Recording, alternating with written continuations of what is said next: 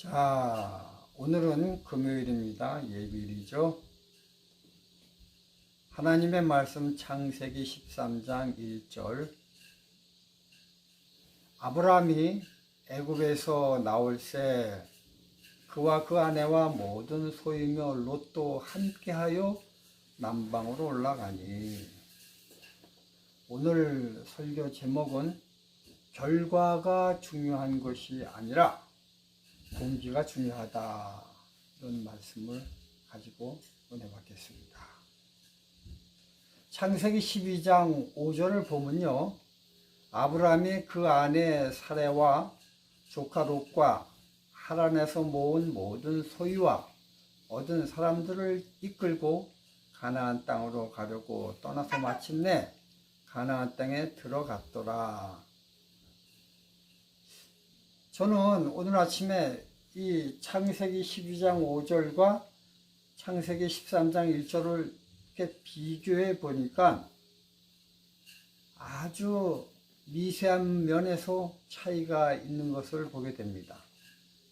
창세기 12장 5절에서는 이 나오는 순서가 아브람, 사레, 조카 롯, 그리고 모든 소유로 나옵니다.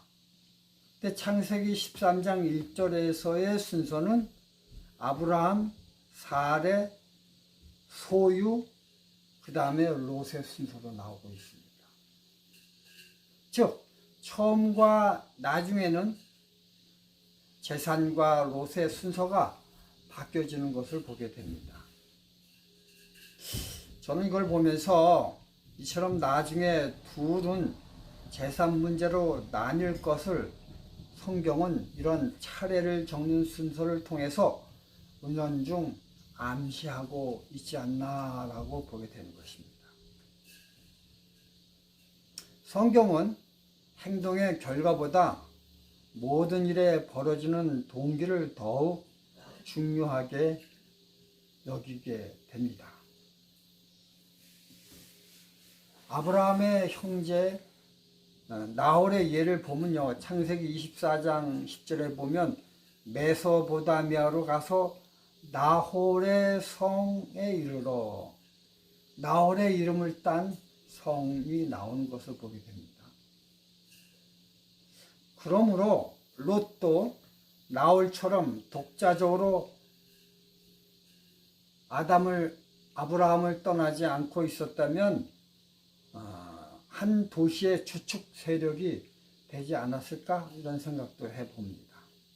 그러나 그는 그것을 버리고 힘들고 미래를 알 수 없고 고통스러운 아브라함을 따라 떠났습니다. 이것을 볼 때 롯이 아브라함과 동행한 것은 재산 문제 때문에 동행한 것이 아니라 아브라함의 인격이나 믿음을 보고 같이 동행했다는 것을 보게 되는 것입니다. 그런데 나중에 이 롯이 애굽에서의 생활을 한 이후에 마음이 바뀌어서 아브라함과의 같이 있는 것이 아브라함의 인격이나 믿음이 아니라 재산이었던 것으로 바뀌게 되는 것입니다. 우리가 이러한 롯의 마음을 어디서 엿볼 수가 있냐면요, 창세기 13장 10절에 그 소돔과 고모라 쪽을 보면서 롯이 말을 하기를 여호와의 동산 같고 애굽 땅과 같았더라, 이렇게 말을 하는 것을 보게 되는 것입니다. 애굽 땅과 같았더라.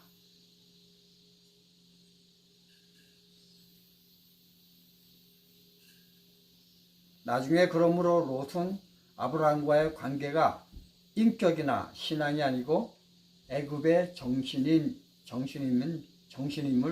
드러나 보이고 있습니다. 창세기 13장 6절, 9절, 11절을 보면요. 그 땅이 그들의 동거함을 용납지 못하였으니 곧 그들의 소유가 많아서 동거할 수 없었음이라. 내 앞에 온 땅이 있지 아니하냐? 나를 떠나라. 내가 좌하면 나는 우하고 내가 우하면 나는 좌하리라. 그러므로 롯이 요단 온 들을 택하고 동으로 옮기니 그들이 서로 떠난지라. 이 떠나는 장면을 성경은 이렇게 묘사하고 있습니다. 롯은 완전한 믿음의 성장이 되어 있지 않았습니다. 그렇기 때문에 롯은 재산에서의 약간의 피해를 볼지언정 결코 아브라함의 곁을 떠나면 안 되었습니다.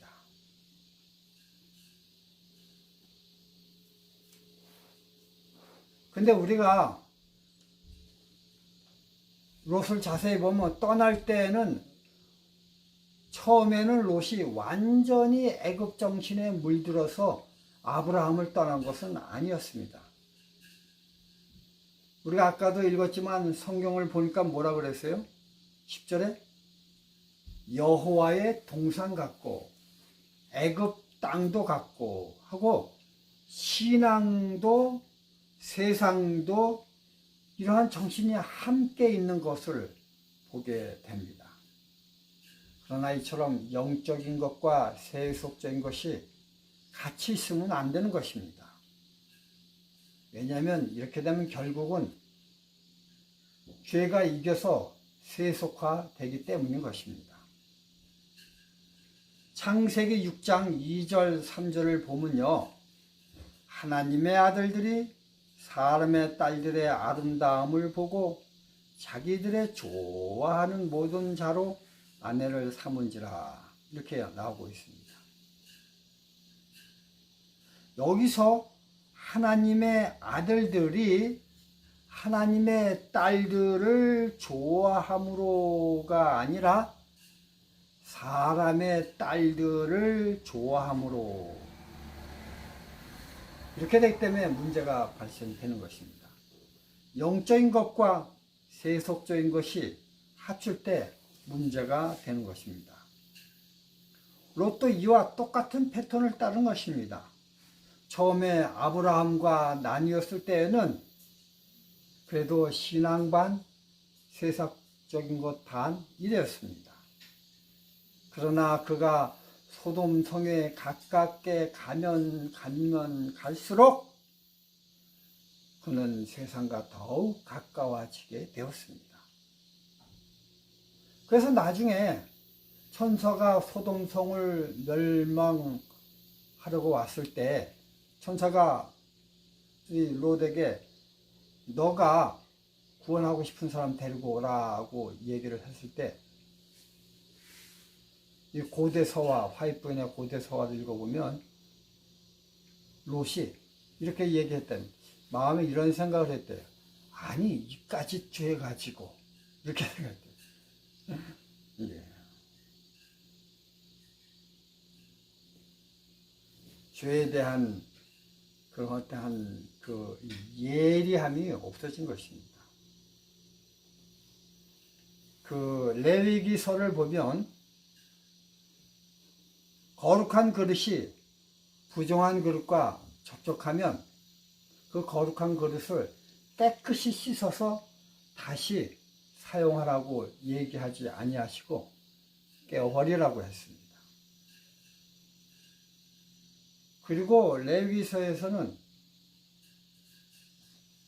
밭에 두 종류의 곡식을 같이 심지 말라고 했습니다. 또 레위기서에는 또 말을 하기를 옷감을 짤 때 두 종류의 옷감을 같이 짜지 말라고 하지 말라고 했습니다. 이러한 것들은 기능성에서의 문제가 아니라 영적인 것의 문제에 교훈을 주기 위해서 한 것을 보게 되는 것입니다.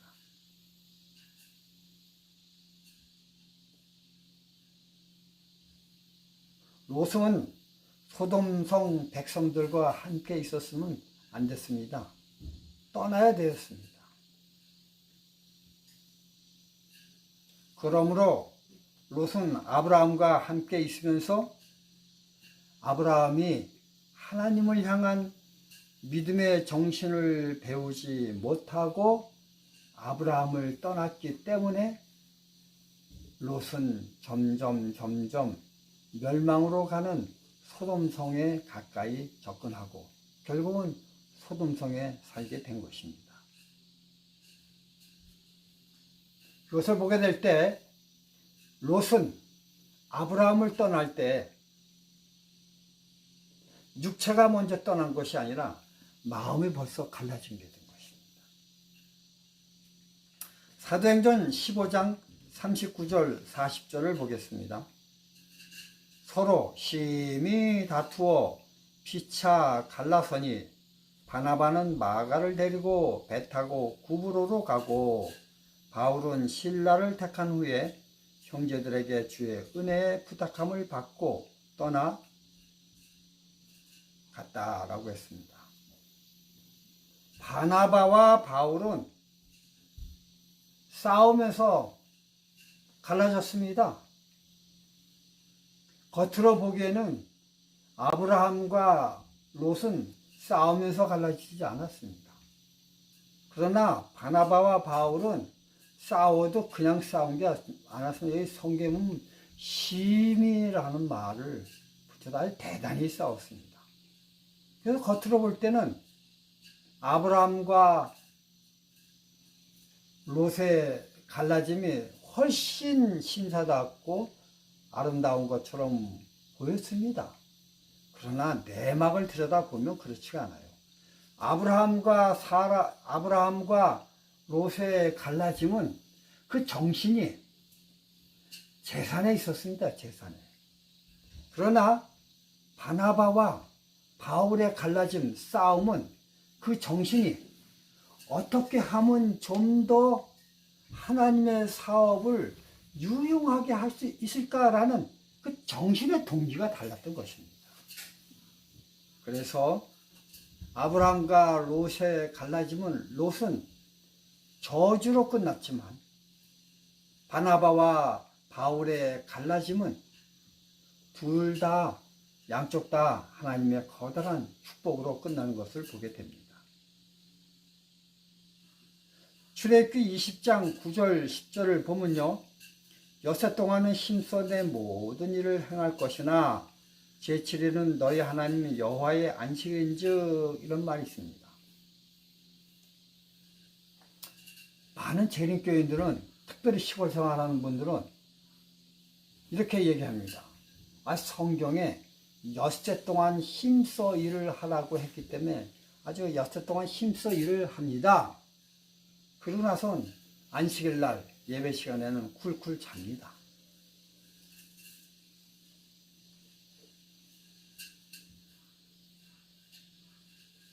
근데 성경을 자세히 읽어보면요. 엿새 동안에 힘써 일하는 이유는 안식일 때문에 엿새 동안 힘써 일하는 것이지 6일 동안에 재물 목적을 위해서 열심히 일을 하라는 것은 아닌 것입니다. 마태복음 25장을 보면요. 열 처녀의 비유가 나옵니다. 근데 열 처녀의 비유를 자세히 보면 슬기로운 처녀나 미련한 처녀나 다 졸며 잘세라고 나옵니다. 근데 다 졸며 잘지만 슬기로운 처녀는 그의 마음에 신랑을 사랑하는 마음으로 기름을 준비했고, 미련한 처녀는 신랑보다는 초점이 결혼식에 초점을 두었던 것입니다.